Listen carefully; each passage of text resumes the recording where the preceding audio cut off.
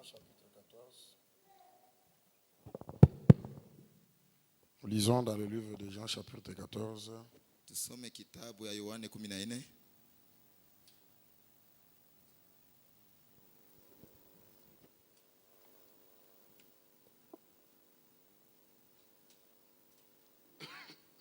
Le verset 16. Mstari ya 16. Et moi je prierai le Père, il vous donnera un autre consolateur, afin qu'il demeure éternellement avec vous. Nami nitamuomba Baba amipatie mfariji mwingine ili akae milele kati yenu. L'esprit de vérité que le monde ne peut recevoir parce qu'il ne le voit point et ne le connaît point, mais vous le connaissez car il demeure avec vous et il sera en vous. Roho ya ukweli ambayo dunia haiwezi pokea sababu hawaione wala waitambue, lakini nyinyi mnaijua sababu anakuwa pamoja nani tena atakuwa ndani yenu. Ephésiens chapitre 4. Efeso sura 4. Le verset 5. Mstari wake wa 5.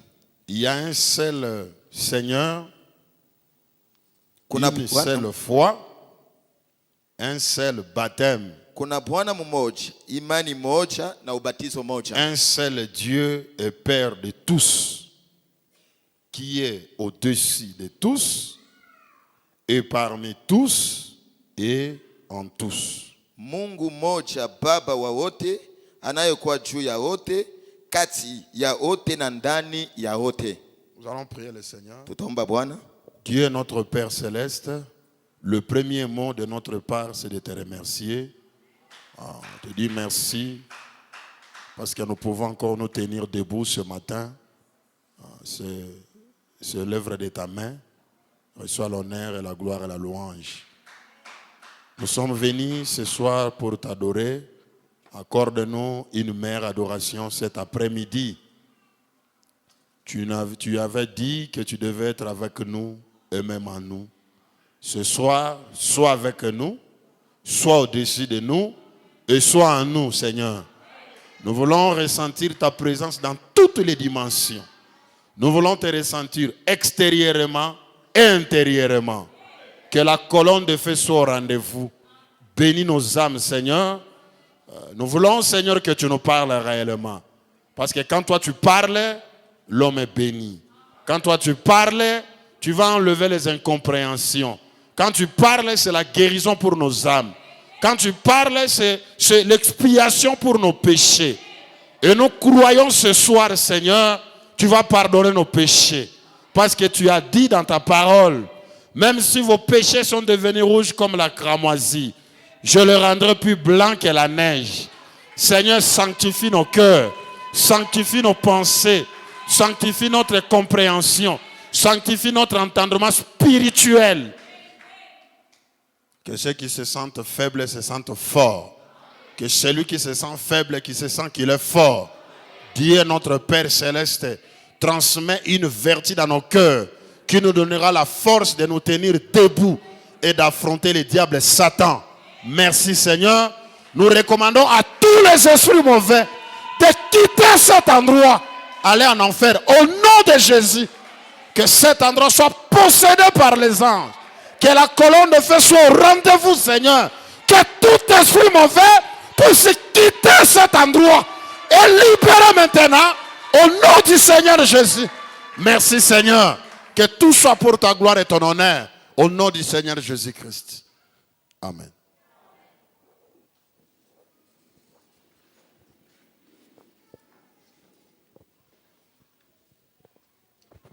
Le Seigneur nous avait promis d'être avec nous, au-dessus de nous et en nous. Et il en a illustré dans la Bible. Il en a illustré dans la vie de Frère Branham. Comme quand nous pouvons voir la photo de la colonne de feu. Nous avons dit que quand vous voyez cette photo de la colonne de feu, c'est la photo de Dieu lui-même. Il se fait photographier avec son serviteur pour confirmer ce que nous venons de lire. Dieu au-dessus de nous. Mungu juu yetu. Dieu parmi nous. Mungu katikati yetu. Dieu en nous. Na ndani yetu tena. Au-dessus de nous dans la colonne de feu. Juu yetu Mungu sola moto. Avec nous sous la forme de la chair. Mu katikati yetu mu hali ya bumutu. En nous le Saint-Esprit dans l'âme. Ndani yetu Roho Mtakatifu munafsi. Amen. Amina. Et nous devons évoluer avec Dieu dans ces 3 dimensions. Na tunapasha tembea na Mungu mwile biwango tatu.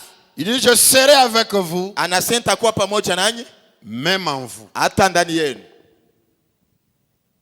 Quand un prédicateur fait une déclaration, wakati mubiri anasema tamko moja hivi, nous avons des difficultés tunakuwa na magumu de situer les déclarations par rapport aux dispensations. Tunakuwa na magumu ya kutia iki mtu anasema tutakipanga mwakati gani wa Mungu kutumika.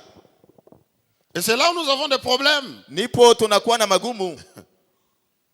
C'est-à-dire quand il y a une déclaration, il y a une prédication, il y a un travail spirituel qui est fait. Wakati kuna msemo, kuna uvuto wa kiroho, kuna mahubiri moja inayofanyika makazi. Ce qui est fait là, yenye kufanyika ile, elle est faite par rapport à quel programme de Dieu? Inafanywa kufuatana mipangilio gani ya Mungu? Elle est dite par rapport à quel programme de Dieu? Imesema ufuatana mipango gani ya Mungu? Est-ce qu'il est dit par rapport avec nous?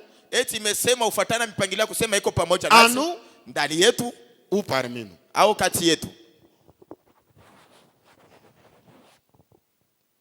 Un frère m'a dit, ndugu moja aliniambia, nous on nous avait dit qu'on doit prier à la montagne, mais toi tu dis que on doit prier à la montagne. Si balitonesha sema mambo kwenda kuombea kumilima naisha. Wewe unaanza kutuambia sasa ilapasha kwenda milima. Nous on comprenait que tu étais en train de combattre la prédication du pasteur. Si tuliona sema unakombanisha mahubiri ya pasteur. J'ai dit voilà, c'est réellement là où il y a un problème. Na sasa ni pale peko mambo. Voilà là où il y a réellement un problème. Ona penye pana kutikana mambo. C'est-à-dire il y a ceci. Maana yake biko hivi.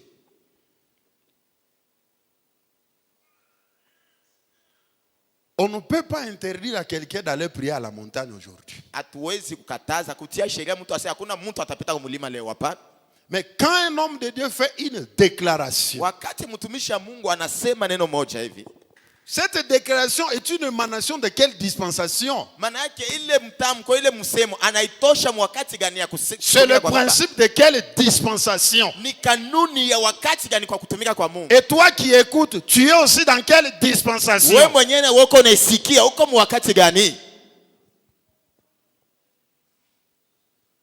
Si vous n'êtes pas dans cette dispensation, vous ne comprendrez pas. Kama una mwile wakati hautaelewa habyo. Comme ça qu'on dit là n'est pas en vous, vous allez prendre ça comme loi. Vila ya kwenda ni yako, wewe utakao kubibeba vya kufanya nguvu msheria. En dédaignant tout celui qui descend de la montagne venant de prier le Seigneur. Utakuwa na dharau bote unaona banashwa kumilima asema bayue kitu. Parce qu'on avait dit pas la montagne. Job alisema hatutaenda kumulima. Est-ce que réellement on a dit de ne pas aller prier à la montagne? Eti kweli kweli balisema msipande kumilima? Parce que si on interdit la montagne, Job akikataza mulima, on doit interdire de venir ici. Na kanisa napashe ifungwe. Amen. Je répète la déclaration. Nasema narudi. Si on interdit la montagne, kama bananza ukataza se mulima pan, on doit aussi interdire aux gens de venir ici. Inapashe ukataza na batu kuja mkanisa. Parce que Jésus avait dit, ça ne serait ni à la montagne ni à Jérusalem. Mais il avait fait cette déclaration par rapport à quelle dispensation? Parce que quand il priait sur la montagne, quand il partait adorer à Jérusalem, c'était par rapport à une dispensation. Et Jésus leur présentait une autre dispensation.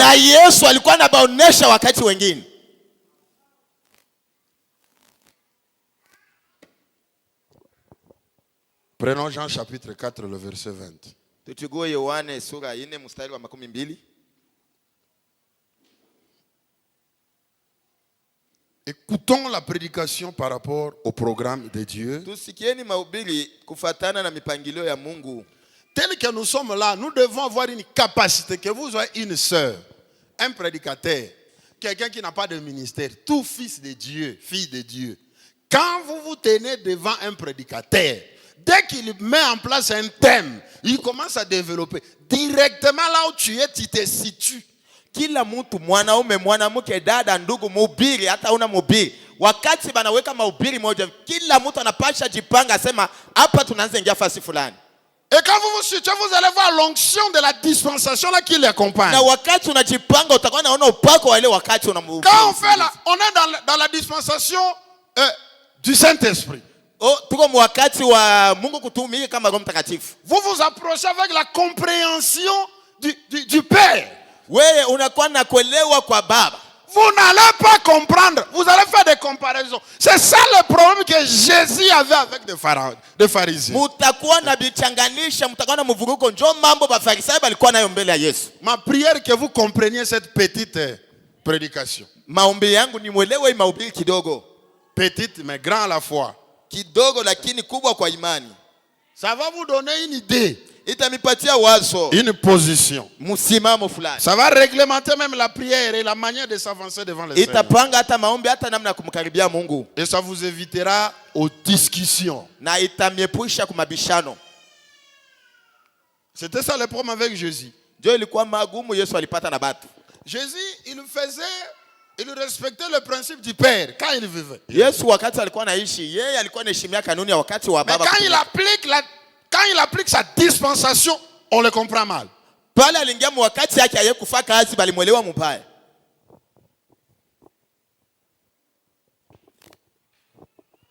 L'écriture que vous lisez, elle est dans quelle dispensation? Andiko yenyewe uko nasoma iko wakati gani ya Mungu anatumika kama nani? Fabana me dit que les dispensations continuent. On en a anasema wakati yote iko naendelea. Dieu le Père fonctionne. Mungu Baba iko natumika, Dieu le Saint-Esprit na Roho Mtakatifu iko natumika. Prenons Jean chapitre 4 le verset 20. Yohane sura 4 mstari 12. Jean chapitre 4 le verset 20. Yohane 4 mstari wake. Nos pères ont adoré sur cette montagne. Wababu wetu waliabudu kumulima huo. Et vous dites na wewe unasema que le lieu où il faut adorer est à Jérusalem. Wewe unasema fasi ya kuabudu ni ku Yerusalemu. Jésus lui dit, Yesu akamwambia, crois-moi, uniamini, l'heure vient, saa iko nakuja, l'heure vient, saa iko nakuja, ça ne sera ambao haitakuwa. Amen. Il le disait au futur. Hein? Alikuwa anasema mambo ijayo. Ça ne sera ni sur cette montagne. Wakati uko nakuja ambayo haitakuwa wala ku mulima, ni à Jérusalem, wala ku Yerusalema, que vous adorerez le Père. Baba. Quand il partait sur la montagne, balipokuwa naenda kumulima, il croyait que Dieu est sur la montagne. Balikuwa na mimi nasema Mungu yuko kumulima. Quand il partait à Jérusalem, quand on parle de Jérusalem, on parle sur le temple Salomon. Le temple de Salomon. C'était le lieu d'adoration. La gloire de la Shekinah était dans le lieu très saint. Et les gens devraient quitter de partout pour venir à Jérusalem. Vous devez aller dans le temple, sacrifier, immoler, ainsi de suite, réclamer votre pardon.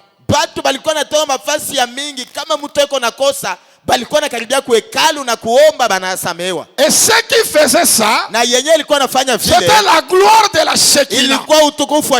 La présence de Dieu, Amen, était dans le lieu très saint. C'est cette présence qui situe le lieu d'adoration. Et Jésus disait à la femme, l'heure vient où vous ne serez pas obligé de croiser cette présence seulement au temple. Jésus l'a convié à la dispensation du Saint-Esprit à la Pentecôte. La gloire de la Shekinah que vous allez solliciter au temple de Salomon, elle sera dans le croyant. Et le croyant pourra adorer partout où il se retrouve. sababu wapi fasi yote atapenda na jikuta. Cette déclaration de Ile Jésus, msemo, cette déclaration de Jésus ile msemo wa Yesu ne manait pas de la dispensation du Père. Non. haikuwa ashikuitoshe mwakati wa Mungu kutumika kama baba. Parce que dans la dispensation du Père, Jo mwakati ya kutumika kama baba, l'objet d'adoration n'était pas dans l'adorateur. chombo ya kuabudu haikuwa ndani ya mwenye kuabudu. Ça veut dire qu'on va aborder les avantages et les désavantages de chaque dispensation. Maana yake tutaona mafaida na makosa na vyenyewe vinakosa kila wakati ya kutenda. Et c'est ça la vie de Jésus. Si vous lisez toute la Bible, Jo maisha Yesu kama mnasoma Biblia yote, il fait quelque chose par rapport à la dispensation du Père, eko nafanya kitu fulani kufuatana wakati wa baba par kutumika, rapport à sa dispensation, kufuatana wakati wake, par rapport à la dispensation du Saint-Esprit. kufuatana wakati wa Roho Parce que Mtakatifu. Jésus, Jo Yesu, le Seigneur Jésus, Bwana Yesu il était la fusion du grand programme de Dieu. alikuwa mchango ya mipangilio kubwa ya Mungu. La dispensation du Père, Wakati wa Mungu kutumika kama la baba, dispensation du wakati Fils, wa Mungu kutumika kama la mwana, na dispensation du wakati wake wa Saint-Esprit. kutumika kama Roho Mtakatifu. C'était fait chair dans la personne de Yote Jésus. tatu ilijifanya mwili mumutu. C'est-à-dire, Maana yake cette colonne de feu accompagnait Jésus. hii nguzo la moto ilikuwa inatembea na Yesu. Et lui-même, Jésus, il était le Fils de Dieu. Il était la parole. Na yeye peke Yesu alikuwa mwana wa Mungu, alikuwa neno. Dieu avec les croyants. Mungu kati ama pamoja na Et waaminifu. en Jésus, il y avait le Saint-Esprit. Na ndani ya Yesu mulikuwa Roho Mtakatifu. Sans mesure. Maintenant, Sasa à la fin, kwa mwisho c'est la restauration de la même dispensation de ni kurudishwa upya kwa ile wakati moja moja wa kutumika.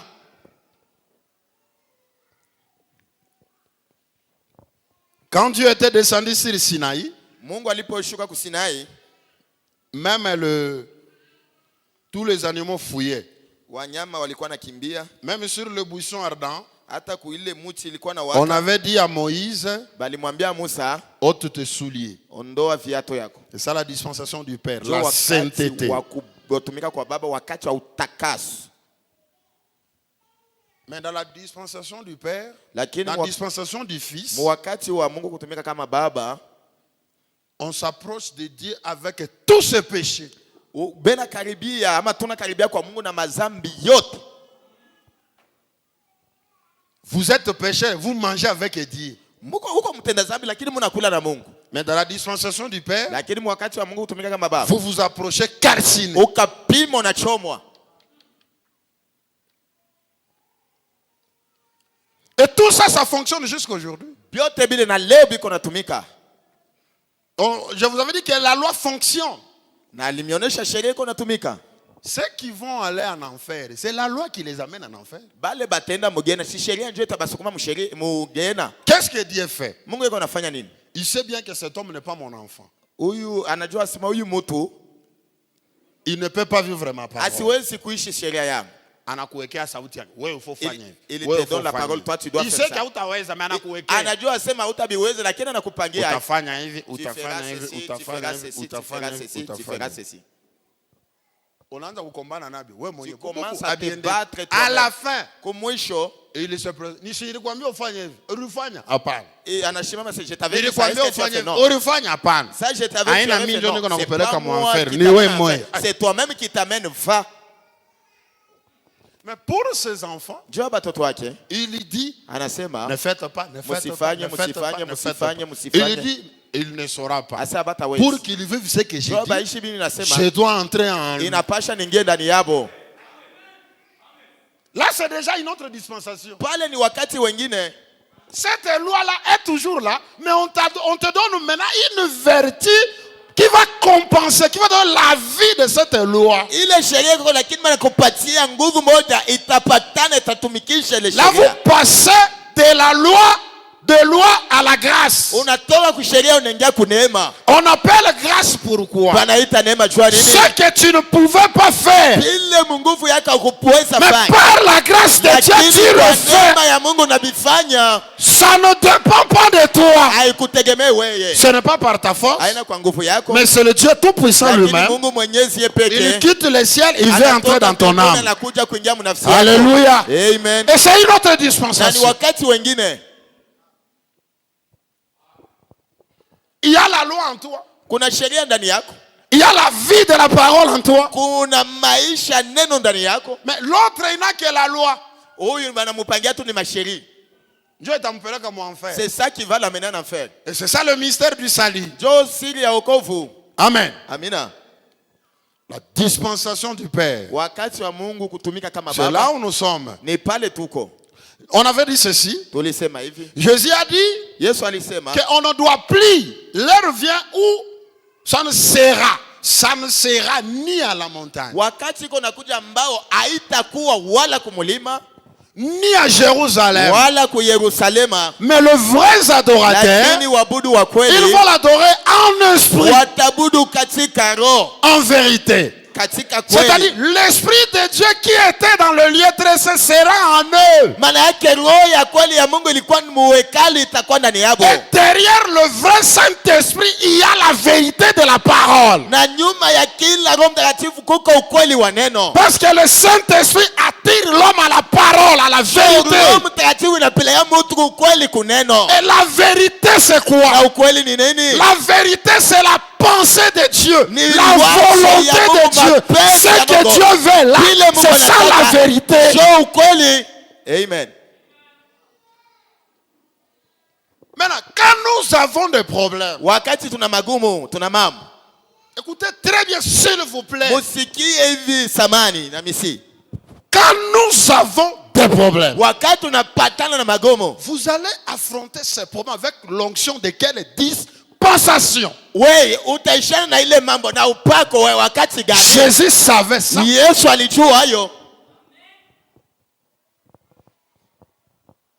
Il y a un problème, Jésus regarde, Mambo yoyi Yesu anaangalia, il applique la dispensation du Père. anatumia Il y a la wakati solution. wakati ya kutenda Il mambo. applique sa dispensation. Anatumia wakati Il y a la wake, solution. kuna mjibu. Il voit l'homme qui est devant lui. Il voit le niveau de sa foi. Il sait que je peux appliquer quelle dispensation, Anaangalia l'onction huyo de mbele quelle yake. dispensation pour élever sa foi. Nitafanya kanuni ya wakati gani ili nimsaidie mtu nipandishe na imani yake. Jésus n'était pas seulement comme ça, tout droit. Yesu asikuwa tu anasimamia pa kitu matangia alinyoloka kapana. Anakunja anapanda anaingia gauche droite. On n'a changé pas ma dispensation. Il change que des dispensations. Il agit au fils le matin. Anatenda asubuhi kama mwana. Le soir, il agit au Père. Magharibi unaamua anatenda kama baba. On peut voir Jésus. On veut l'argent. Banaona kama Yesu Allez pécher. ase mwende mulobe. Et quand ils vont pécher, ils lui Wakati banaenda pourvoient. kuloba anatia fedha ndani. Mais pourquoi il n'avait pas seulement prononcé la parole sur place? On a l'argent et on fait ce qu'on veut. Jua nini akusema tu asema kutakuwa pale tulipe taxe. Vous devrez... Là, c'est... Jésus savait, Yesu bien alijua qu'ils deviendront la parole faite chair. hata batakuwa neno yenye kujifanya mwili, Mais le royaume dont ils vont vivre avant de retourner dans leur royaume physiquement mufalme sera un royaume où on travaille. itakuwa ufalme ambayo ni kazi mule inafanyika. Voyez, nous avons beaucoup de difficultés. Munaona magumu, matatizo yako mingi sana. Quand nous ne maîtrisons pas les dispensations, Kama tuelewe vile quand Mungu nous ne anatupa maîtrisons manyakati, pas les desseins du Seigneur, wakati atuelewe mapu ya Mungu, c'est par rapport aux desseins ni kufatana mapu, que vous allez voir quelqu'un, bien qu'il devienne la parole faite chair, ndio mtaona hata alikuwa neno yenye kujifanya mwili. mais le royaume dont on est censé aller vivre n'est pas encore restauré physiquement. Lakini mtaona ufalme mwenyewe tunapasha enda ishi ayarudisha upya mwili hivi. Vous êtes la parole faite chair, Uko neno yenye kujifanya mais mwili, vous êtes attiré par d'autres principes du royaume temps où vous vivez. lakini unakokotwa na makanuni ingine ya ufalme ya mwile wakati uko naishi.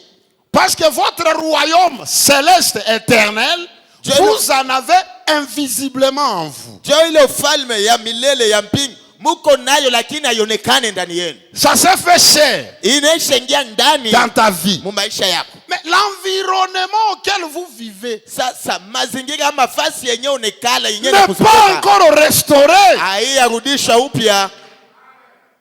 Si vous ne travaillez pas, kama mtumike vous mourrez de faim. utalala na njala.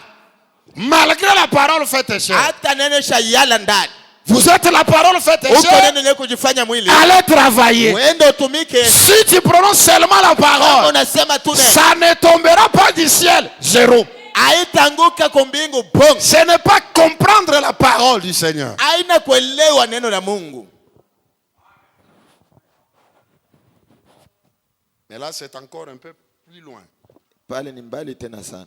Alors, Jésus a dit, Yesu alisema, on est d'abord sur la montagne là. tuko kuanja pa mulima pale. Parce que ça semblait donner une incompréhension. Jo ilileta makuelewa moja. Pasteur alisema montagne haina ako. Le Na pasteur tunabeba montagne haina ako. Nous avons pris la Unaona montagne. mtu yuko anashuka kule unamwangalia sema. Tu vois quelqu'un en train de descendre les Les dénominationnels. Aba batu azebu abayaelewa. Tu ne comprends pas la parole? Awelewe neno. Est-ce que Jésus ne priait pas à la montagne? Eti Yesu asikuwa anapanda kumulima. Lisons la Bible. Tusome Biblia.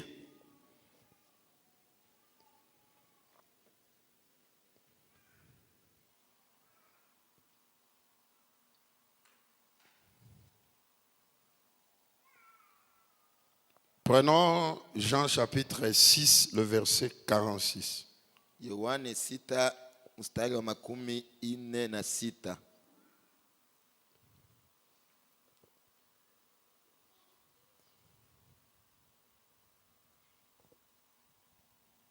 Je ne sais pas si j'ai bien noté. Sijui kama niliandika mzuri.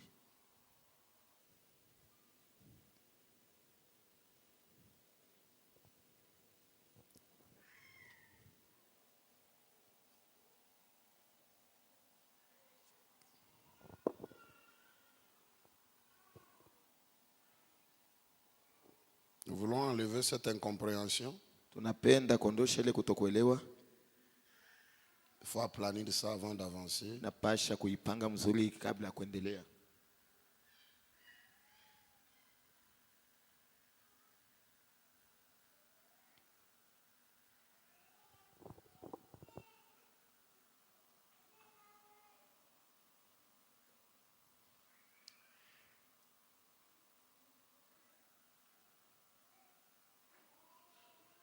Si vous prenez Jean chapitre 6, le verset 3, on vous montre comment Jésus pouvait aller à la montagne. Mkiona Yohane 6:3 banatuonyesha jinsi Yesu alikuwa anaenda kumulima. Si vous prenez Jean chapitre 6, le verset 15, Ukibeba tena Yohane 6:15, vous allez voir comment Jésus monte à la montagne. C'est-à-dire, le Seigneur Jésus, il y avait un temps où il se sépare de ses disciples. kulikuwa wakati alikuwa anajitenga na wanafunzi wake. Il les laisse, Anawaacha, il se retrouve seul. anajikuta peke yake.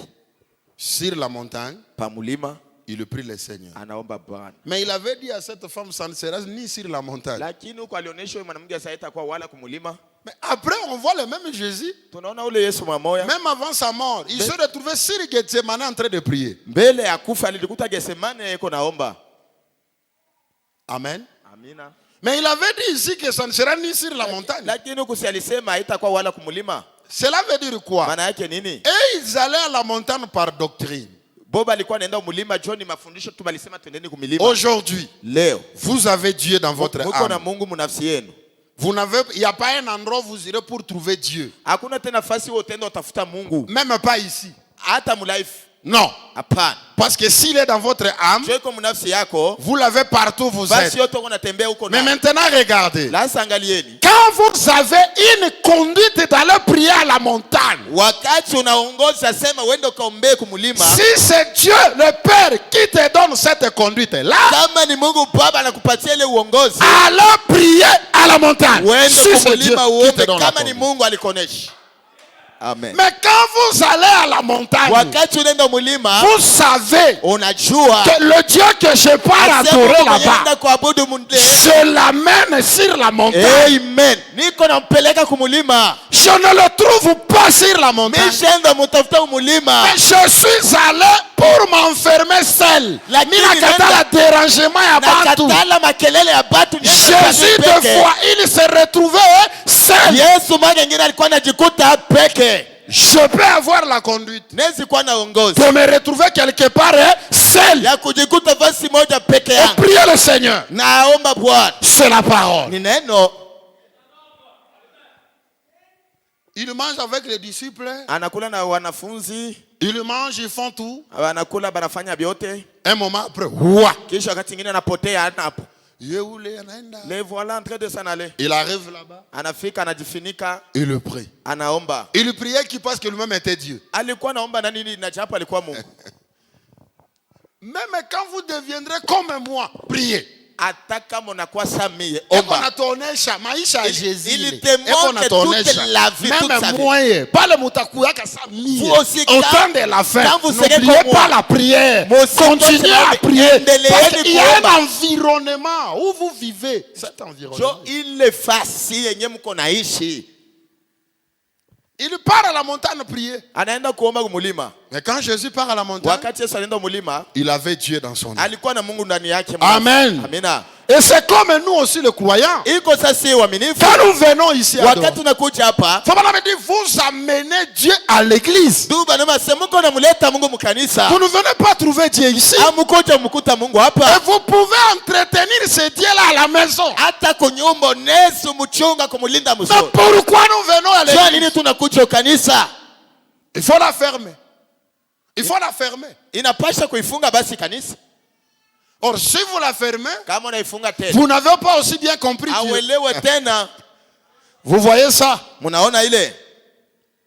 Et quand je suis ici, Wakati niko hapa, j'écoute la parole. nasikia neno. Il avait dit ceci. Alisema hivi, Au temps de la fin, personne ne va enseigner. hakuna mtu atafundisha wakati wa mwisho. Mais pour les prédicateurs, qu'est-ce que nous faisons à la chair? Tuko nafanya nini kumimbana Parce que bahubiri? vous avez le Saint-Esprit. Il faut rester à la maison. Kuna mahubiri Il va na vous Roho Mtakatifu, enseigner. mubakie kunyumba Vous atamifundisha. voyez? Munaona? Le même Saint-Esprit a établi de ministres Pako ule Roho Mtakatifu yuko ndani yako alitia wahubiri pour parler avec son peuple. juu ya kuongea na taifa yake.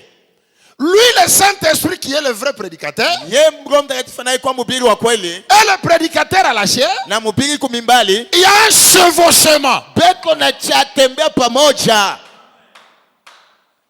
On a posé la question à Frère Branham. Balimuuliza ndugu Branham, Vous condamnez le péché. wewe uko na kemea zambi, Vous parlez à mal de gens. uko na sema batu vibaya. Nous avons le Saint-Esprit, ça suffit. Si Roho Mtakatifu tulipata binene yake. Frère Branham a répondu. Ndugu Branham alijibu, C'est le même Saint-Esprit que vous avez. C'est le même Saint-Esprit qui a amené le prédicateur à la chair. paka ule Roho Mtakatifu muko na njoo mwenye ule tena ambaye mpiga na mweka kumimbali. Laissez le Saint-Esprit faire son travail dans votre âme. Acha Roho Mtakatifu atumike mnafsi yako. Laissez le prédicateur faire son travail à la chair. Mhubiri naye mumwachie fasi afanye kazi yake Le kumimbali. Saint-Esprit n'interdit pas au prédicateur de faire son travail à la chair. Non. Kataza mahubiri kufanya kazi yake kumimbali hapana. Il n'a pas dit le Saint-Esprit. Akusema Roho Mtakatifu. Parce que je suis dans le cœur de mon fils. Ojo niko mumoyo Ne mwanangu. prêchez pas la parole. Usihubiri neno. Je vais tout lui dire. Nitamwambia vyote. Il faut rester à la maison. Bakia kwako. Restons à la maison. bien sûr. Tubakieni kwa manyumba. Il faut bien comprendre les choses. de Dieu. Unapasha kuelewa vitu mzuri. Ce principe du chevauchement va nous accompagner partout dans notre vie. Hii kanuni ya kutembea pamoja kwa manyakati yatupeleka fasi yote. Amen. Maintenant, le Saint-Esprit, il ne faut pas, ne limitons pas la mouvance de l'Esprit de Dieu par rapport à quelque chose que nous avons entendu et on reste là. Ça, c'est lié à la mouvance du Saint-Esprit. Kama tunasikia kitu, tunaelewa kitu fulani, tunasimamia pale. Maana yake munafunga kutumika ama kutembea kwa Roho Mtakatifu. Vous agissez dans le Père, Unatumika wakati wa le baba. diable va te suivre dans le Shetani Père, anakufuatia vous mumule. entrez dans le Fils. Unaingia mumwana. Le diable va te suivre, Anakufuata vous mwana. entrez dans le Wewe Saint-Esprit. ndio utenda sasa Le Roho diable Mtakatifu. va te suivre, Anakufuata vous allez dans le pouce. Unarudia mu bibi harusi. Vous retournez encore dans le Père. Unarudia tena ndani ya baba. Le mal, c'est quand vous allez dans le Père, unabaki amo, ça dit, vous êtes dans le Fils. On a redit à mon Père. Uko ndani ya baba, mwana unarudia mu baba. Unafika mon Père. Tu arrives dans le dimanche. Banakupika misumari au pande tena. On te cloue et tu ne montes plus. C'est pas un bon esprit. Ile ina roho tena mzuri. Jésus n'a pas vécu comme ça. Yesu akuishi vile. Vous connaissez, nous connaissons notre dispensation. Tunajua wakati wetu ya kutumika. Nous voyons ça, il faut telle dispensation. Nasema hii inapasha kutumika mkiwango Je fulani. pars dans cette dispensation, Naenda ufuatane ile wakati ya je fais le kutumika travail, nafanya ile kazi, je rentre dans ma dispensation. narudilia ku wakati wangu. N'allez pas rester pour toujours parce que Usiende le combat est de kutania l'autre pale. côté. Jo ngambo kunaacha kuko vita. Amen. Amina. Donc, Maana yake on ne... Et il partait à la montagne par la loi, par la doctrine. Boba alikuwa anaenda kumilima msheria na kwa mafundisho tu. Mais aujourd'hui, tu peux aller à la montagne par conduite. Lakini leo kumulima unaweza enda kama unaongozwa kuenda.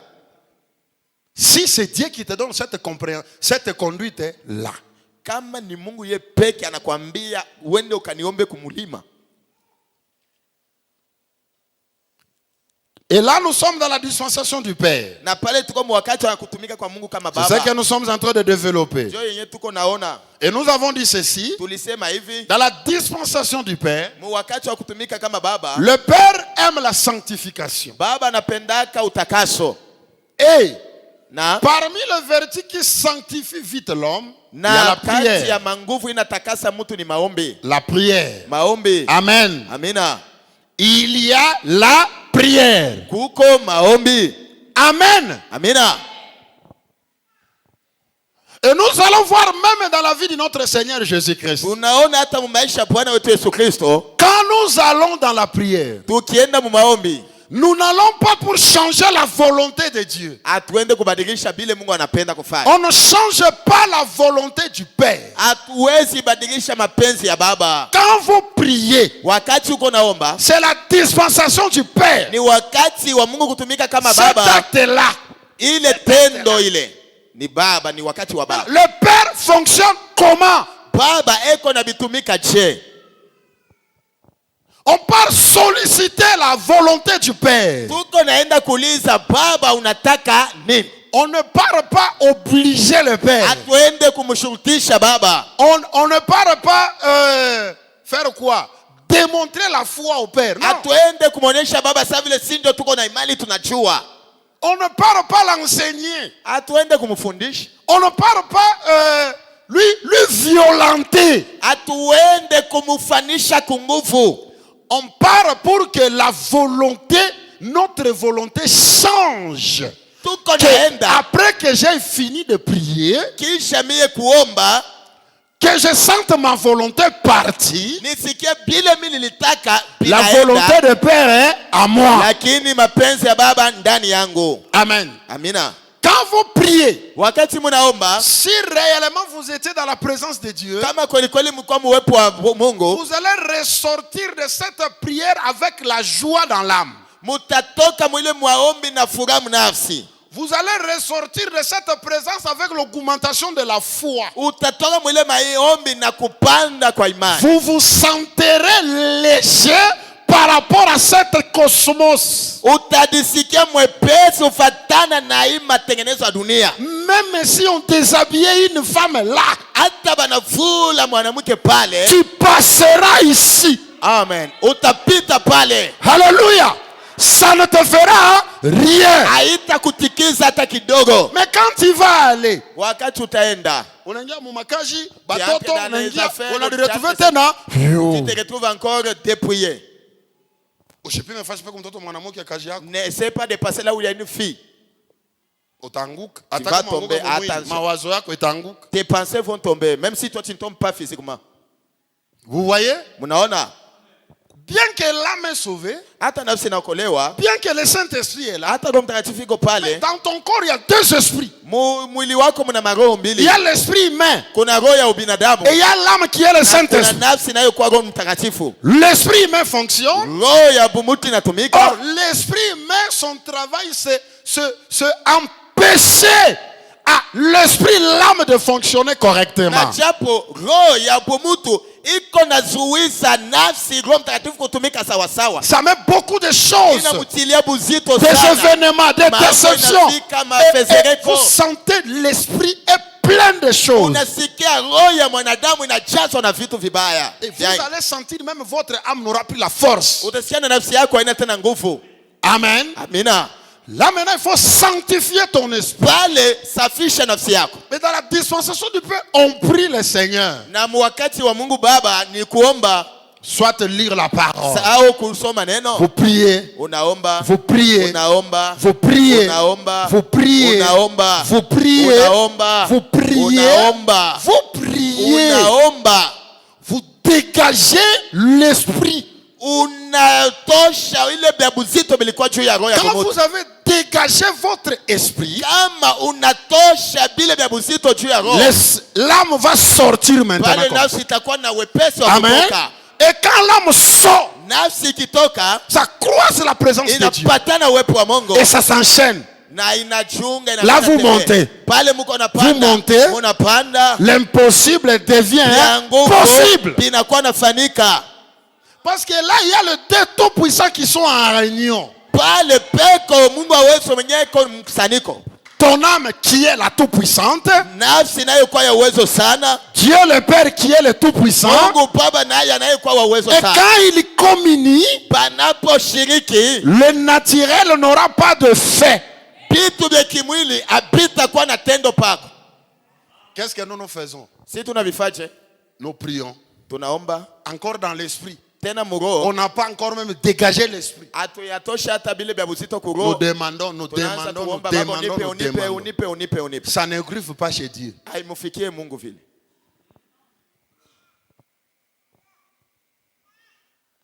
Que Dieu nous accorde un cœur humble d'écouter ces choses avec un cœur simple.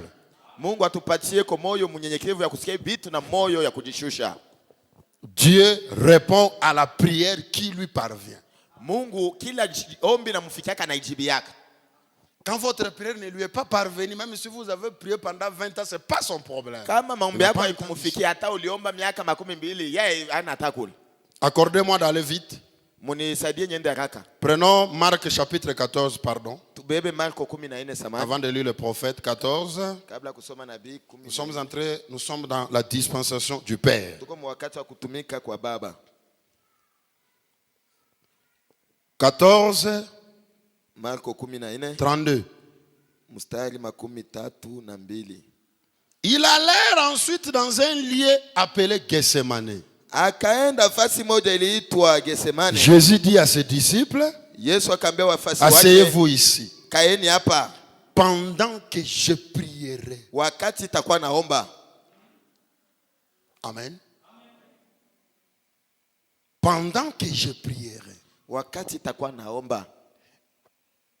Il a pris avec lui Pierre et Jacques, ainsi de suite. Akachugua Petro, Yohane na Yakobo. Et ils ont effrayé d'angoisse.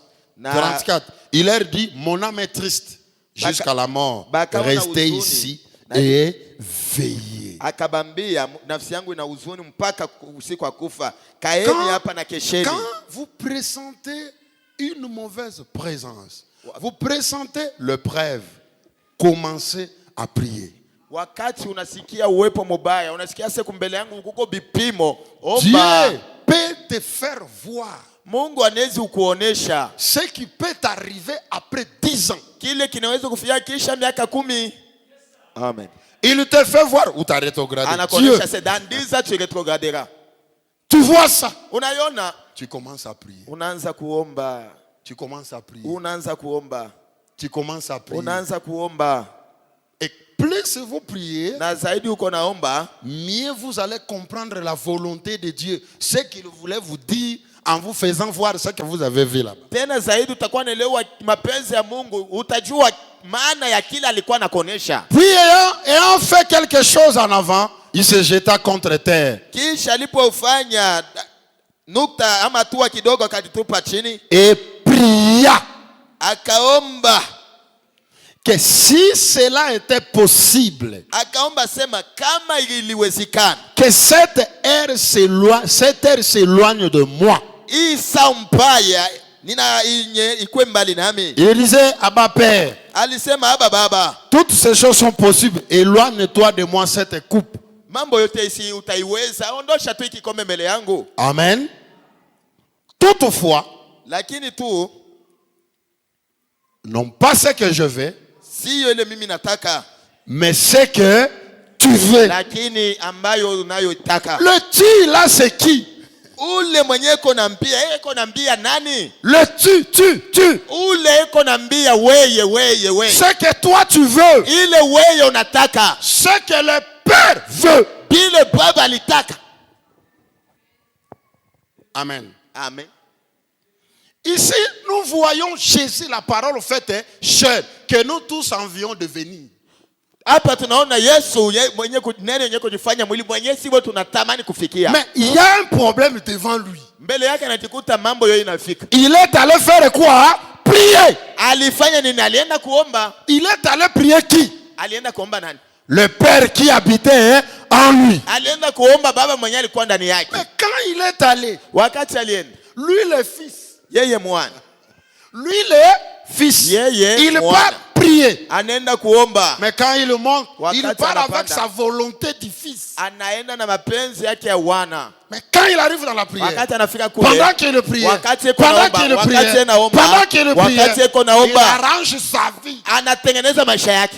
Père, Baba, je demande pardon. na kuomba unihurumie. Non pas ma volonté, Sio bila mimi nataka, mais que ta volonté lakini mapenzi soit yako faite dans ma vie. ifanyike mu maisha yako. C'est-à-dire, Maana yake même quand la parole se fait chair, hata neno inakuwa mtu, tu chercheras toujours la volonté du Père dans ta vie sur la terre. utatafuta tu mapenzi ya baba maisha yako pa dunia. Et la prière fait partir des moyens Na que Dieu maombi, te laisse pour chercher sa volonté. Parmi les volontés. kati ya manamna Mungu anapatia maombi ni mmoja, ile Mungu anakupatia utafute mapenzi yake kati ya mapenzi yake mingi. Quand il revient, il trouve les disciples. Wakati anarudia anakuta wanafunzi wanongoro. La parole faite Neno chair. ni kujifanya mwili anabatikiza. Réveillez-vous. Mulamuki. Nous avons un grand problème ici. Mwe amona siku mbele kuko mambo Il ne munene. faut pas dormir, il faut prier. Vous n'avez même pas prié 1 heure du temps. Hata saa moja isikuweko ya kulala.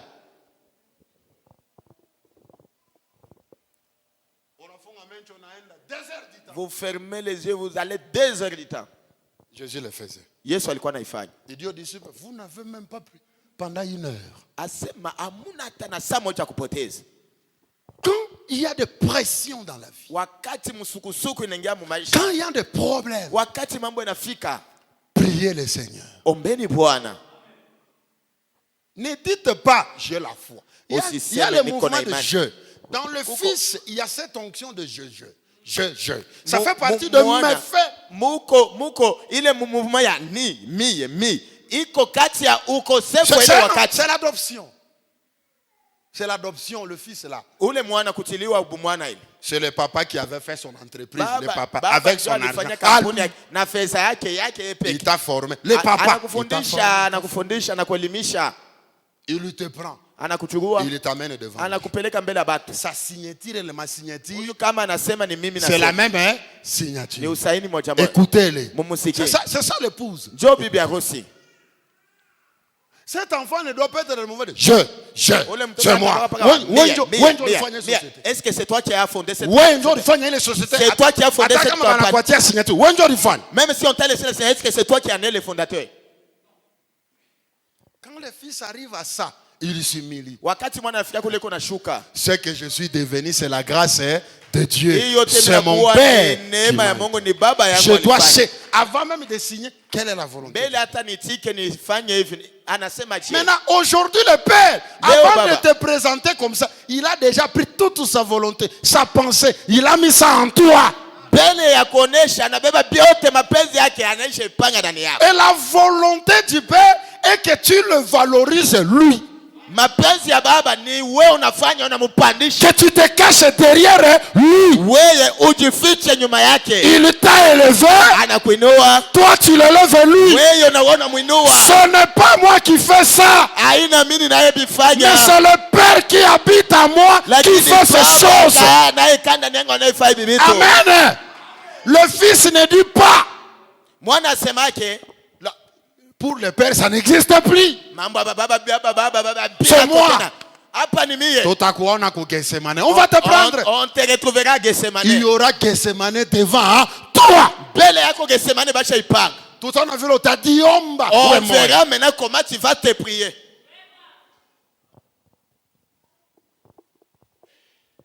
N'allez pas démontrer à Dieu combien vous avez la foi. Wewe ushaenda muonesha Mungu vile wewe njoo na imani. Dieu, Mungu par sa parole, kwa neno il a yake créé tout ce monde ici. anaumba dunia yote. Quelle dimension de foi? Alikuwa na imani ya je? Quelle dimension? Kiwango gani ya imani? Il dit que le soleil soit. Ashekala anasema jua iwe pale. Ça fait 1000 ans. Miaka 1000 inapita pale. Il croit Anaamini que ce que j'ai dit, aseme Biblia ça inasema s'accomplira. itafanyika. Le soleil est là. Yo ina leo C'est inatuangazia. quel genre de foi? Ni imani ya bulefu gani? On ne démontre pas la foi à Dieu. Aba monesha yake Mungu imani. On dit Seigneur, augmente-moi la Wewe foi. moneshe Bwana, ongeza tena imani yangu. Que ta volonté soit faite dans ma vie. Mapenzi yako itendeke maishani mwangu. La dispensation du Père donne l'équilibre à la dispensation du Fils. Wakati wa baba uko napanga wakati wa mwana vizuri. Quand vous ne croyez plus au fonctionnement de cette dispensation, vous ne commencerez même pas à beaucoup prier. Vous penserez que parce que vous avez prononcé la parole, il y a la chose. Wakati Zero. auamini tena wakati wa baba hautaanza kuomba tena. Utakuwa tu unasema lakini upate kitu. Frère Branham dit ceci. Ndugu Branham asema hivi. Je vais lire 2 citations. Nitasoma maandiko mbili. Accordez-moi 2 citations parce que Mnipatie kwa wakati nisome maandiko. ce sont des enseignements, excusez-moi. Samani ni mafundisho. Dans les enseignements, on n'amène pas toujours les gens haut. Il faut que vous compreniez, que nous comprenions qu'est-ce que Dieu veut notre enseigner. Mafundisho yana tukupeleka mtu juu sana inapasha mwelewe ni binini tuko Frère nasema. Branham parle sur l'approche. Ndugu Branham anasema juu ya hali ya kukaribia naye. Quand vous vous avancez devant Dieu, quelle approche? Wakati unamkaribia Mungu uko na hali gani? Quand on cherche l'argent, Wakati unatafuta il y a fedha. une manière de se présenter. Kuna namna ya Quand on kujionyesha. cherche le Saint-Esprit, Wakati unatafuta il y a une Mungu, manière de na se yeye kuna namna présenter. yake. Quand on veut le mariage, Wakati il y a unatafuta une manière de se ndoa, présenter. kuko namna Quand on ya- veut la guérison, Wakati il y a unapenda une manière de se uponyaji kuna présenter. namna ya Et kukaribia. Dieu veut te voir. Na Quand Mungu tu anapenda cherches kukuona. l'argent, est-ce que ta prière réunit les conditions d'une prière de quelqu'un qui cherche l'argent? Wakati unatafuta makuta Mungu anaangalia eti maombi yako mlimuko makanuni yenyewe ya mtu anatafuta makuta. Et là, nous traitons Dieu de quelqu'un qui ne répond pas. Pale mtu atasema Mungu asijibu Frère tena. Branham dit ceci. Ndugu Branham anasema hivi. Il dit Joram, Anasifura Joram Jolam et Josaphat, na Yosafat ils se sont mis dans une alliance. balijitia mwagano moya. Il y avait un roi Joram Kulikuwa mfalme Jolam et on l'a attaqué par les ennemis. alishambuliwa na maadui. Et pendant qu'on l'a attaqué, il Walipomshambulia est allé chez les Juifs, il a vu Josaphat. alienda kwa Wayahudi anaona Yosafat. Il lui dit, Josaphat, j'aimerais que tu viennes me secourir dans cette bataille, sinon on va me tuer. Ase unisaidie kwa kama unanyacha batanyua. Josaphat dit, non, on va aller. Anasema tutaenda. Frère Branham dit, Ndugu Branham anasema ils n'ont pas cherché la volonté de Dieu. Ils abakutafute n'ont pas prié. mapenzi ya Mungu. Église tout-puissant. L'église Kanisa tout-puissant. uwezo wote. Quand tu veux faire quelque chose, Wakati unataka fanya kitu fulani, priez le Seigneur. omba Bwana. Peu importe le projet que vous avez, Hata unapanga vitu gani, tu dois seulement savoir que Dieu est capable de te donner ce que tu veux là. unapasha tu ujue Mungu yuko anaweza kupatia bila Mais unatafuta. réunissons les conditions. Lakini tuoneshe makanuni nayofaa. Et d'abord la première, dès qu'on n'a pas taillé les pensées, allez d'abord prier. le Seigneur. Dès que tu as cette pensée, wende maombi. Quand tu pries, Wakati unaomba, Quand tu pries, wakati unaomba, quand tu pries, wakati unaomba, Dieu te dira, Mungu atakwambia allez voir mon serviteur. aseme wende uone mtumishi wangu. Quand il t'envoie, Wakati anakutuma. quand tu vas parler avec son Wakati serviteur, utatumika lui-même Dieu donnera à son serviteur la sagesse Mungu pour pamoja t'aider. atapatia mtumishi wake iwe hekima ya kukusaidia. Chez tunaendaka tu bo, mimi naenda kuona pastor, huko naenda ombe. Sasa Tu unafika vas voir le pasteur, tu n'as même ina- pas inakuwa prié. bukomvi. Ça mène la guerre. Wewe mwenyewe Mungu ashikutuma hata ku biro. Dieu ne t'a même pas envoyé au bureau.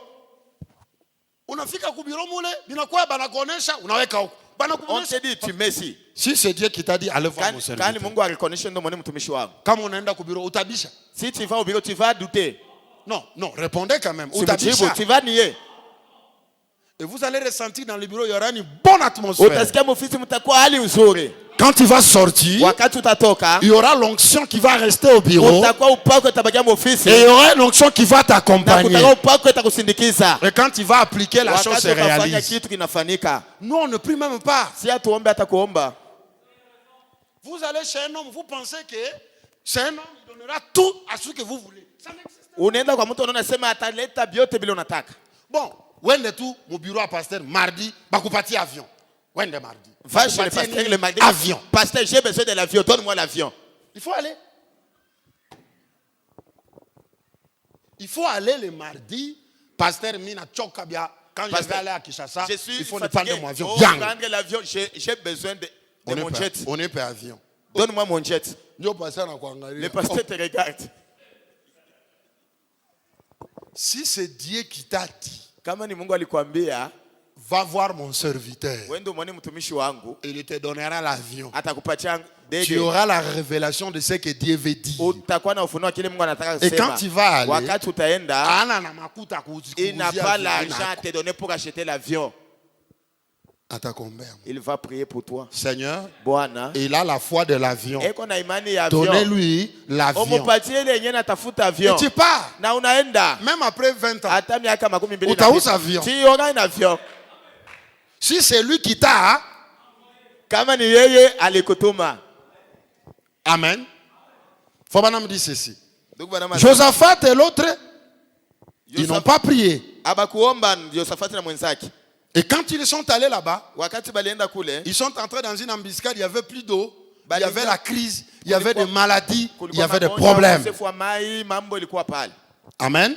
Amina. Et faut me dire, Na ndugu bwana masema, la plus grosse erreur qu'ils avaient commise, kosa kubwa balifanya c'est de ne pas prier. ni vile abakuomba. Tunafanya ile merera mingi. Nous commettons trop d'erreurs comme ça. Kukirimba, kuki. Ah, la Wanaitaka je. montagne. Ristourne. Bistu. Kukirimba, c'est ça non?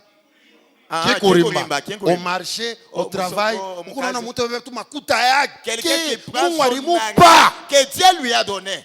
Kikurimba, kikurimba, Ristourne, kikurimba, ristourne, kikurimba, ristourne, kikurimba. ristourne, ristourne. Ule anabeba makuta. Ah, wa. Kashi naisha na kimbi. Uliomba Mungu. Tu vois? Est-ce que tu as prié? Ule mtu kunapatia kikurimba yuko na lien kani ya famille. L'homme là que tu donnes ton argent, tu connais le lien Ni qu'il a avec ta famille. kinywa mamba. Uko napeleka makuta yako mkinywa mamba. Tu amènes Kinywa ton argent mamba. dans la gueule d'un crocodile. Est-ce que tu avais prié le Seigneur? Et tu ulomba Bwana? Nous ne prions pas le Seigneur. Atuombe Bwana. Parce qu'on n'en a pas le temps. Juu hatuna na ile wakati. Voilà les difficultés que nous avons. Ona magumu tuko nayo. Josaphat a croisé des problèmes. Josafati alipata magumu ya vile. Écoutez ce que Fobanam dit. Musikie kile ndugu Banama anasema. Ils se sont prophète Élisée, paragraphe 10. Vous pourrez prendre paragraphe 7, 9, Unaweza 10 kubeba jusqu'à 11. saba, Le temps est kumi déjà mpaka nane, parti. wakati hainako. J'allais m'excuser, pardon. Nabii Elisha. Ils se sont précipités Walienda sans haraka, avoir consulté Dieu. bila kumuuliza Mungu. 7 jours, Siku la saba réserve d'eau était puisée. ile balikuwa nayo maji likaisha. Ils n'avaient pas d'eau à boire. Abakuwa na mai ya kunya. Ils étaient là avec leur bétail, avec leurs bêtes, sans réserve d'eau. Banakuwa pale banyama pale bangombe pale lakini bana maji. On dirait que c'était pratiquement la fin. Utaona sema baba nafika mwisho batakufa. Écoutez ce que Fobanam dit. Musikie kile ndugu Banama anasema. C'est ce que nous faisons parfois. Maringine na si ndio bile tuko nafanya fanya. Nous nous emballons quelque part sans penser à Dieu, sans prier pour cela. Tuko nenda ukamata bitu bila kuwaza kwa Mungu bila hata kumuomba. Les choses, ces choses-là nous arrivent tous.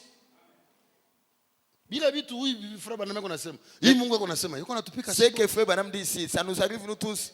Nous avons tous des problèmes. Tuko sibote na mambo.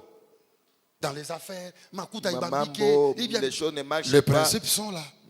Yote Vous n'avez pas prié pour cela. amukuomba njoo ya ile kabla Pour kulifanya. demander au Seigneur Ili mumuombe Bwana si nous devions faire cela ou pas. kama tulipasha ifanya au hapana. Nous nous retrouvons à court de bénédictions. Tunajikuta baraka haina kote. Tunakosewa na baraka. Alors, Na jabu. parfois nous nous demandons, Mara nyingine tunajiuliza, eh bien, mzuri. je me demande pourquoi je ne peux plus avoir de bénédictions. Niko najiuliza, jua nini siwezi kuwa tena na mabaraka? Ma question. On ne se pose pas de telles questions. Je crois que si on est sincère, on va dire Si on, comme tuko na moyo wazi, on va dire que c'est la vérité. nous nous posons des questions. Pourquoi nous ne sommes plus bénis? À ce moment-là, on cherche l'église. Kama mtu anauliza sipate baraka hii Pasteur ana kanisa. position Le mzuri. pasteur n'est pas dans une bonne position. C'est ça l'homme. Ndio mtu vile anakuwa. Erreur yako huko nawekea mumo. Ton Mungu sawa erreur, wewe. tu vas mettre ça sur un email comme Uliomba toi. Mungu. Est-ce que tu as prié? Vous voyez, nous sommes à court de bénédiction. Ni maana yake tunapungukiwa na baraka. Et parfois nous nous posons des questions. Mara nyingine tunajiuliza, Pourquoi je ne peux plus avoir de kwa bénédiction? nini siwezi kuwa tena na mabaraka? Vous ne faites pas attention. Mweye amwangalishishe Vous vous êtes relâché dans la vie de la prière. maisha ya maombi ulibiacha. Vous dites, je Munasema suis chrétien. mimi niko Mkristo. C'est le plus grand signe que vous devriez prier. Kama uko Mkristo ndio alama kubwa ulipasha omba Plus que jamais. zaidi kupita. Lisez la parole chaque jour. Soma Biblia kila siku. Priez chaque jour. Omba kila siku. Ne prenez pas décision trop à la hâte. Usibebe mpango haraka Trop vite. au haraka Sans avoir premièrement consulté Dieu à ce sujet-là. bila kuanza kuuliza Mungu pa ile mambo. Demandez-lui, Umuulize, dois-je faire ceci? eti nawezi fanya hivi baba? Demandez-lui, Umuulize, est-ce que c'est ta volonté que je fasse ceci? eti hiyo ni mapenzi yako niifanye? Alors voyez ce que le Saint-Esprit vous dira. Pale angalia kile Roho Mtakatifu atakuonesha. Il peut ne pas vous donner une vision. Anezi au asiwezi kupatia onyo. Il peut ne pas vous donner une vision pendant que vous priez. Au asikuwezi kupatia onyo. Alléluia. Mais il vous parlera d'une façon ou d'une autre Lakini mnamna moja au wengine atasemezana na weye pour vous faire savoir si vous êtes sincère et que vous lui avez demandé. atakuonesha kama uko na moyo wazi au ulimuuliza. Ayons le temps de prier. Tuwe na wakati wa kuomba. Jeune fille, Wabinti, vous êtes fréquenté par un garçon. unatembelewa na kijana. Ne dites pas que Dieu m'a répondu. Usiseme Mungu ananijibu hivi, huyu kijana anakuona. Priez le Seigneur. Omba Bwana. Jeune fille, Binti, prions le Seigneur. tuombe Bwana. Abandonnons notre vie entre les mains du Seigneur. Tubebe maisha yetu tumwachie hiyo Mungu. Quand Dieu t'envoie, Wakati Mungu anakutuma, même chez son serviteur, hata kwa mtumishi wake, il y aura l'inspiration. kutakuwa uvuto. Huko naleta mambo yako na mwenyewe analetea mambo, asishikie tu attraction, asishikie conduite, haiko na shindo anatakonesha nini? Anaifabriquer paka pale. Tu amènes des dossiers, l'homme à qui tu amènes, il ne sait même pas il va t'amener ou il va te conduire comment. Il fabrique seulement, il te dit. Anaifabriquer paka pale. Il le fabrique sur place, il te lance là. Anakuangalia vile Il te regarde. Shinjo vile kwa hospitali kuna kala. C'est comme ça à l'hôpital qu'on fait. Wana wazee sema kama unaenda kuangalia mtumishi wa Mungu atakuonesha shida ya kukwambia. Est-ce que toi tu penses que quand tu iras chez un homme de Dieu, il te dira que je n'ai pas à te dire? Banaifabriquer paka pale. Il va le bricoler sur place. Bon, obifanye paka vile. On fais seulement ça. Tu le fais tel que ça sera. Si tu avais prié, Kama uliomba, même avant de venir voir le mbele pasteur au bureau, atakuja kuona prier. kwa ofisi. Omba. On ne se lève pas seulement comme ça, je pars voir. Aina tu kulamuka mimi ndo mwana Unakuwa mchungaji. vita. Tu Unakuwa fais ma pas si ça convoitise. sera la bataille. Unaanza kudiconvoiter ku bureau. Vous commencez à vous convoiter au bureau. Uliomba Mungu. Est-ce que tu as prié? Unaanza kukokotana ku bureau. Commencez Uliomba à vous Mungu. tirailler. Est-ce que tu as prié? Seigneur, je vais aller voir ton serviteur. Bwana napenda kuona mtumishi wako. Rends-moi humble. Unifanye mnyenyekevu. Que le mot que je veux dire Bila nitasema, ne le blesse pas. bisimuumize. Et quand nous allons parler, Wakati utasema, où est ton serviteur? paka mtumishi wako. Quand il va me que ça ne soit pas lui. Baada Que ça atasema, soit toi le isikwe Père. yeye, iwe Par wewe lui. baba mwenye atasema. Venez. Nous faisons le sec physiquement. Tuka na vifaa vya kukauka mwili tu. Nous avons des cas qui ne trouvent pas de solution ici. Mambo iko hapa hivi ipate suluhisho. Nous avançons mal. Tuko na tembea mubaya. On ne prie pas le Seigneur. Atuombe Bwana. Faut pas me dire, il y en a même d'autres, ils ont prié, il n'y a pas de solution, ils ont abandonné. Faut pas me dire, continuez de prier. Aseko bengine banaomba abapate jibu banabiacha. Aussi longtemps. Faut pas me dire, je n'aime pas les gens qui aiment les réponses négatives.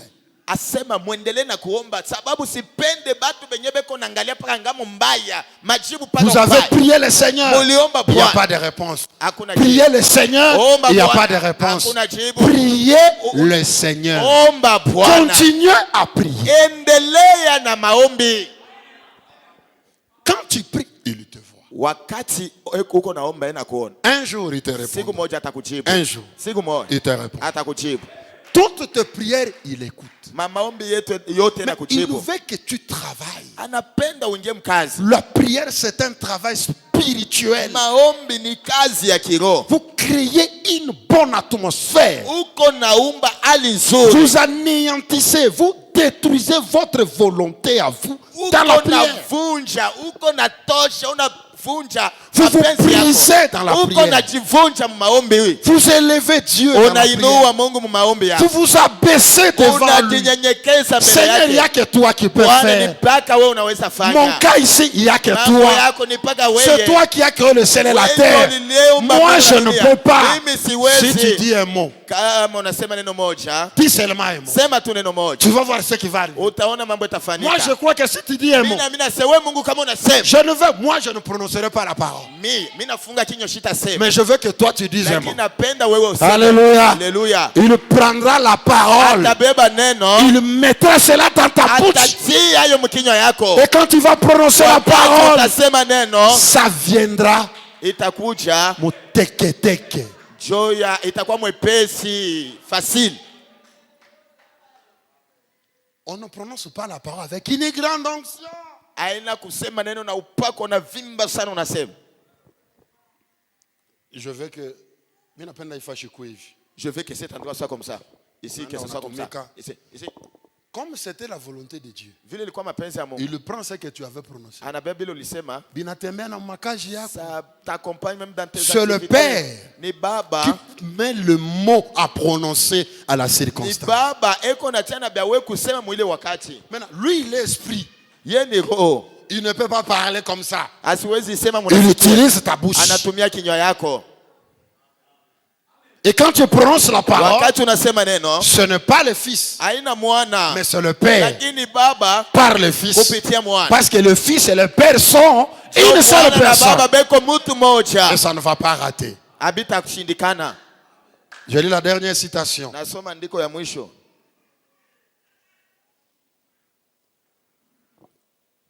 Paragraphe 12. Andikio 12. Eh bien, si une nation ou une armée devait consulter l'Éternel en temps de difficulté, Kama baliweza hii nchi iliweza kuuliza Bwana wakati wa magumu. je ne crois pas dans ce qui s'est fait au stade des martyrs. Moi, je ne crois pas dans ça. Mimi siamini ma mouvement ma Excusez-moi. Excusez-moi. Munihurumie. Excusez-moi. Munisamee. Moi, je ne crois pas dans ce qui s'est fait au stade des martyrs. Mimi siamini ile Pardonnez-moi. ma mouvement ya ma stade mile. Vous voyez les hommes de Dieu, les présidents, bon, Unaona ils sont raisi. conduits.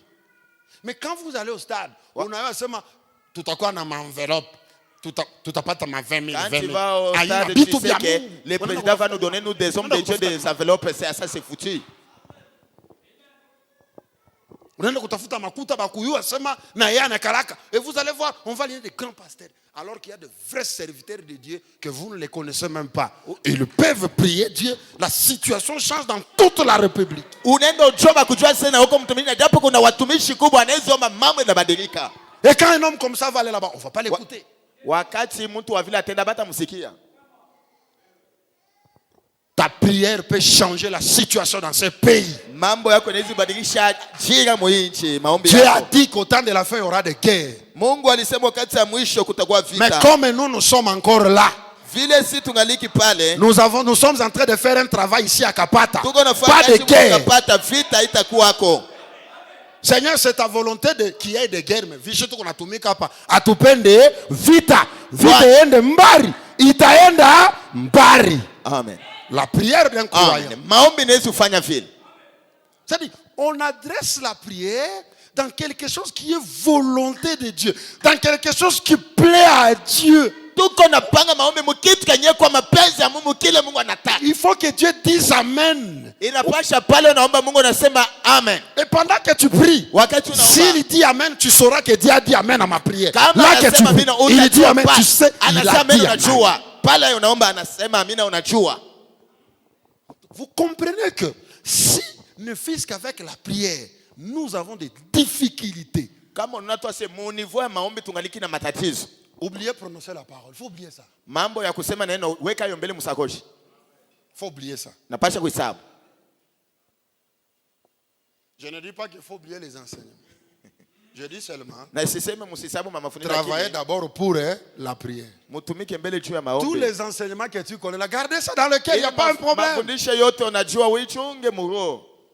Omba. C'est-à-dire, nous avons les grands enseignements. Beba ile enseignements yote. Tous ces enseignements. Uipeleke mu maombi sasa. Amène ça dans la prière. Ton serviteur avait dit ceci. Seigneur, je viens. Ton serviteur avait prêché comme ça. Seigneur, je viens. Ton serviteur avait prêché. Un jour, je prêchais dans une église dans l'Olomami. Oiseau t'acheté. On m'avait invité 3 semaines de prédication. Le vendredi, je prêchais. Le Seigneur m'a dit, fais l'appel à l'hôtel. J'avais ressenti une attraction du côté des sœurs. Je priais. Le dimanche, une sœur est venue. Après que j'ai fini la prédication, elle est venue à la chaire donner le témoignage du baptême du Saint-Esprit. J'avais apprécié son témoignage. Elle dit, tout ce temps ici, même quand les hommes de Dieu viennent démontrer le millénium, ils démontrent la parole. Moi je disais toujours, aussi longtemps que Dieu n'est pas dans mon âme. Elle dit,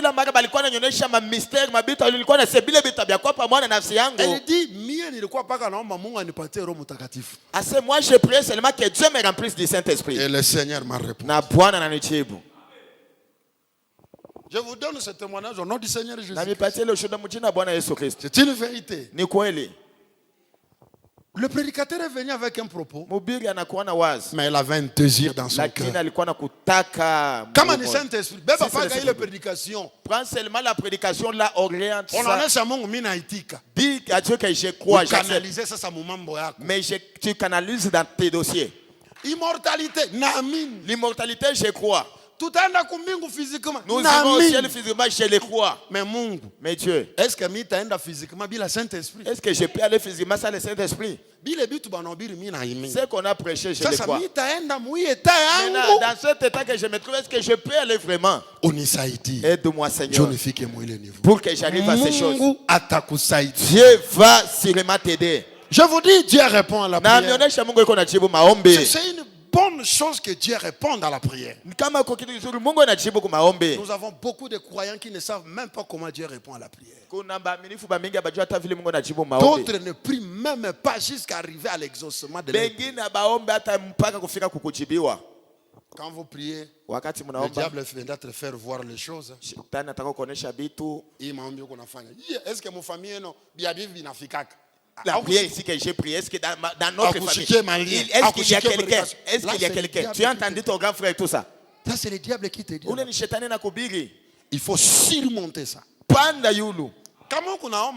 tu pries, toi tu veux monter, le diable t'attire.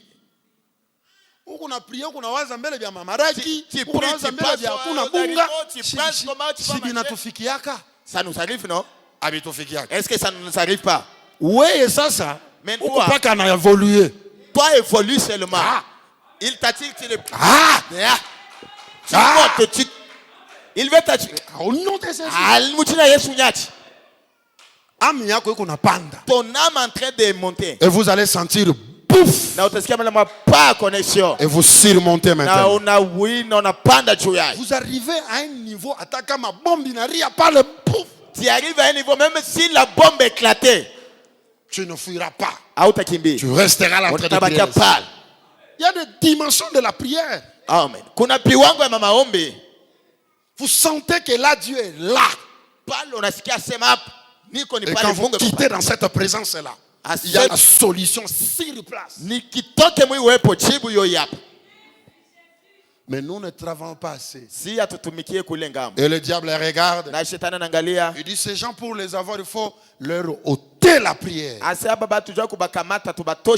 Les gens là, c'est toi. C'est batu moi. ni wewe Le na diable mie. nous a ôté Shetani cette... anatutosha maombi. Mais Jésus a dit, Na Yesu alisema je restaurerai et nitarudisha je vais na remplacer nitaweka tout pale ce que vous avez vile perdu. vyote mulipoteza. Seigneur, Bwana, donne-moi la vie de la prière, nipatie maisha ya la maombi, vie de la consécration, maisha ya kujitoa, la vie de s'humilier devant maisha toi. ya kujishusha mbele yako. Quand il y a des problèmes, ne vous agitez pas. Wakati uko mambo usitikisike Frère tikisike. Branham me dit, Ndugu Branham asema quand vous tombez malade, wakati unagonja Dieu il est à côté. Mungu yuko pale. Il attend que tu lui dises, Seigneur, je suis malade, viens me guérir. Ena chunga wewe msinyalia sasa niko mgonjwa kwa niponye. Le médecin va te déclarer incurable. Dites-lui non. Munganga atakuonyesha sasa wewe ni kufa tu, wewe sema Moi, j'ai hapana. déjà fait ça. Mie Et le Seigneur m'a déjà répondu. na Bwana shonijibu. Oui. Médecin a déclaré, na wewe unasema pani. Le médecin te dit Sur que le plan. c'est incurable, toi tu dis non. Même si vous développez tous les symptômes après que le médecin ait parlé, Hata kama unaona sema vile alisema ninashika kichwa inauma. Hivi mimi nafanya hivi. scientifiquement, le décor est planté. Mukone hivi mukimwili vyote bishenea ya magonjwa Mais yako si pale. tu as diatiri à mon maombi, Mais je ne peux pas lâcher la prière. Seigneur, Bwana guéris-moi. niponye. Seigneur, Bwana guéris-moi. uniponye. Si tu me guéris, Kama unaniponya je taperai les mains à l'église. tapiga mikono Si kanisani. tu me Kama guéris, je unaniponya paierai ma dîme. nitapiga Si tu me cheko guéris, kama je unaniponya, soutiendrai la parole. nitashikilia Si tu neno me kama guéris, unibariki. ton œuvre, taibamba mikono miwili. Mungu atakutunza. Dieu va te guérir. Dieu guérit. Mungu eko naponya. Tout shie njo mawazo. C'est nous qui sommes trop dans les pensées. La dernière citation. Andiko ya mwisho. Eh bien, si vous avez une armée Kama uko na jeshi, qui consulte l'Éternel en temps de difficulté, uko nauliza Bwana, iko nauliza Bwana wakati wa magumu. il dit ici. Parce que ici, Hapa quand Josaphat wakati Yosefet a compris que alielewa tunaingia mwambiskada tukuombe Mungu, nous sommes dans la biscade, on n'a pas prié. alors consultez les prophètes. Twende tumulize kwanja nabii. Quand ils sont allés chez les prophètes, Wakati balienda kwa nabii, Dieu a pardonné. Mungu alisema. Maintenant, écoutez ce que Fobana me dit. Musikie kile ndugu Branham Si anasema. une nation peut consulter l'Éternel Kama nchi ama taifa inaweza uliza en Bwana cas de difficulté, wakati wa magumu, quand sera-t-il lorsqu'un cancer vous a coincé, sasa itakuwaje wakati kansa inakusonga inakuweka kwa lorsque la tuberculose vous a coincé, wakati magonjwa ya kifua inakusonga, lorsque les afflictions vous ont coincé, wakati magumu inakusonga, lorsque là c'est moi maintenant qui ajoute, lorsque la pauvreté, wakati bumaskini,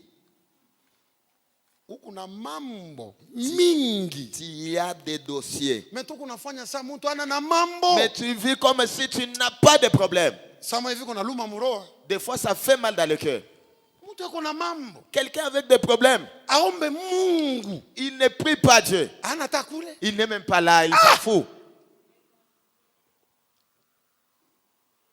Fobana me dit, Ndugu Branham asema, lorsque les afflictions vous ont coincé, matatizo lipo misonga, ne lâchez pas prise. musiachilie, Ushidiachilie. ne te lâche pas.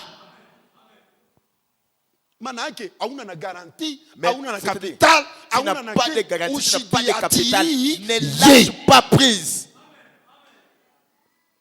Ushidiachilie. Ne lâche pas prise. Consultez l'Éternel à ce sujet. Tuombe, tumulize Bwana pa ile mambo. Et voyez ce qu'il aura à dire. Na toneni atatuonesha nini? Voyez, Munaona? peut-être que vous direz, Ba nyingine mutasema, je suis un ivrogne, mimi niko mlevi, je suis une prostituée, niko kaaba, je maudis toute ma vie. nililaani maisha yangu Ne yote. lâchez pas prise. Usijiachilie. Il n'est toujours pas venu vers moi. Asikuja tu kwangu, Ne lâchez pas prise. usijiachilie. Consultez le Seigneur à ce sujet-là maintenant. Muulize Bwana pa ile mambo sasa. Et voyons ce qu'il en dira. Tuone atasema nini pale. Vous direz, Mutasema, frère Branham, ndugu Branham, j'ai cherché pendant 6 ans nilitafuta miaka 6 à naître de nouveau de l'Esprit de Dieu, nizalike jipya kwa roho à ya recevoir le Saint-Esprit. nipokee Roho Mtakatifu. il n'est pas toujours venu vers moi. Na leo hii ndugu Branham shipate Roho Frère Mtakatifu. Branham me dit, Ndugu Branham asema, essayons encore ce soir. tupime iko tena hii magharibi. Voyez ce que le Seigneur dira. Tuone iko kile Bwana atasema. Car Sababu il est toujours disposé eko tu tayari. si seulement nous mettons tout de côté. Tukitia tu vyote pembeni. Tout ce que le médecin a dit, Bile munganga alisema mettez ça de côté. tia pembeni. Tout ce que la science a dit, Bile maarifa alisema mettez ça de utie côté. hivyo pembeni. Tout ce que le corps te dit, Bile vyote mwili nakwambia mettez ça de côté. mubitie pembeni. Tout ce que les gens t'ont dit, Bile batu balikonesha mettez ça de côté. mubitie pembeni. Ne laissez pas prise. Musiejiachilie. Restez toujours dans la prière. Mubakie tu mu maombi. Quand l'ange de l'Éternel viendra, Wakati malaika wa Bwana qu'il anakuja te trouve en train de prier, akupate uko naomba il te bénira. hata kubariki. Que le Seigneur vous bénisse. Bwana mibariki.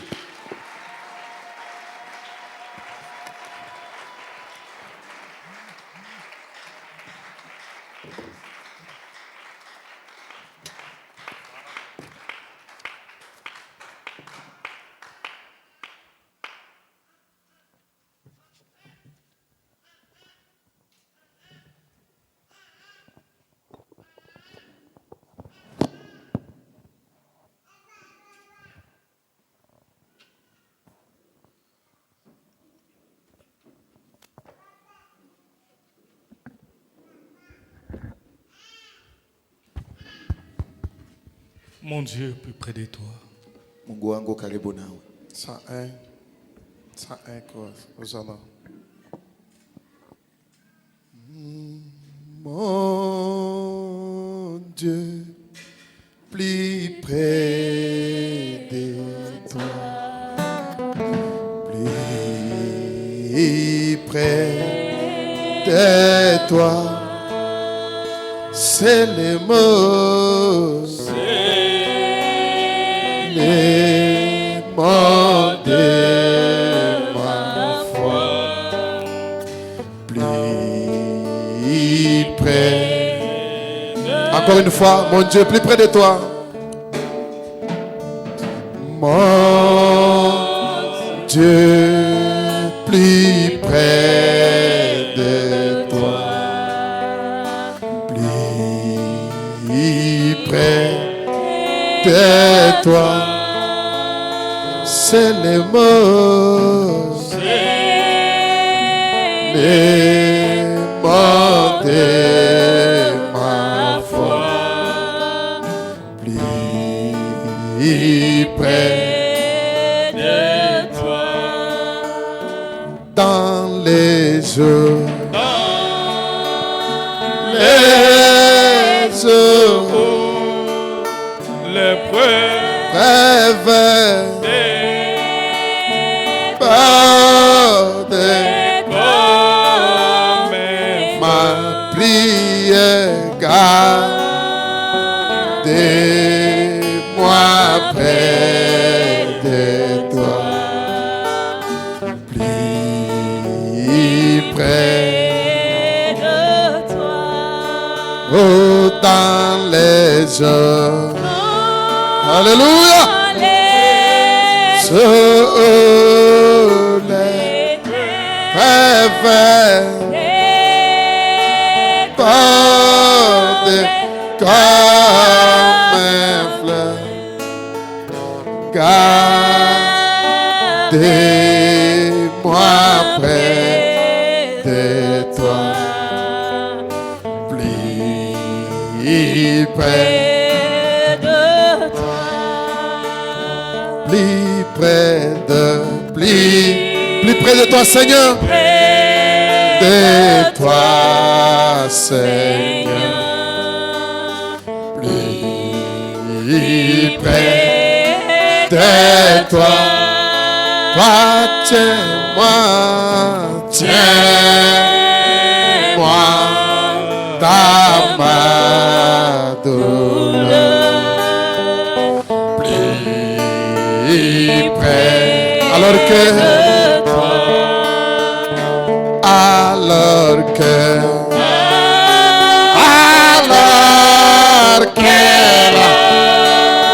souffrance, oh, frère,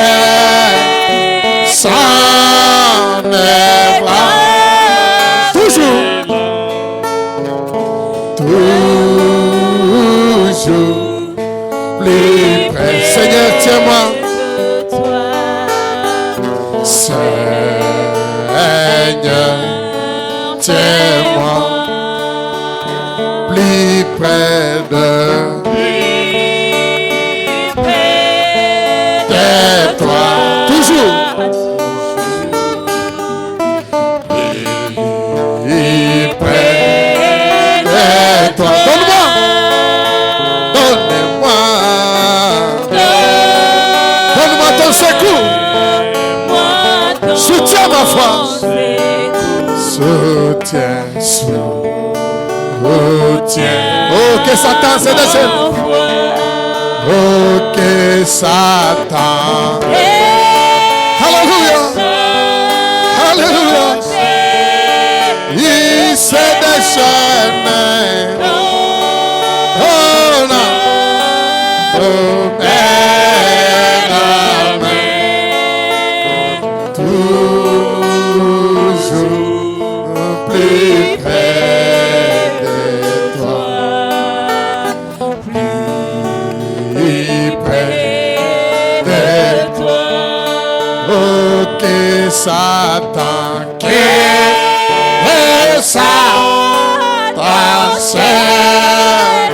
se déchaîne dans